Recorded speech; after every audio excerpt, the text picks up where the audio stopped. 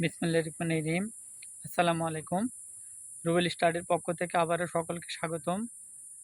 আমি আজকে ভয়েসের দুটি অবজেক্ট সম্পর্কে আলোচনা করব।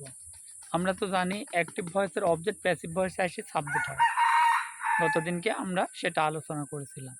কিন্তু যদি দুটি অবজেক্ট থাকে তাহলে আমরা কোনটাকে সাবজেক্ট করব এই বিষয়ে আজকে আলোচনা করব। তাহলে ধন্যবাদ সকলকে। রুবেল স্টাডি পয়েন্টের পক্ষ থেকে সকলকে স্বাগতম। আমি আজকে ভয়েসের দুটি অবজেক্ট সম্পর্কে আলোচনা করব।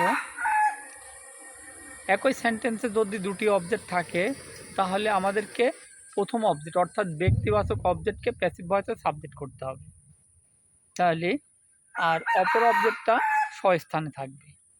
তাহলে উদাহরণ হিসেবে আমরা বলতে পারি, যেমন the headmaster teaches us English. তাহলে এখানে আস একটা অবজেক্ট, ইংলিশ একটা অবজেক্ট। তাহলে এটাকে আমরা প্রথমে ব্যক্তিবাচক অবজেক্টকে সাবজেক্ট করবো। ব্যক্তিবাচক অবজেক্ট এখানে আস আছে, আসের সাবজেক্ট কী হবে? উই।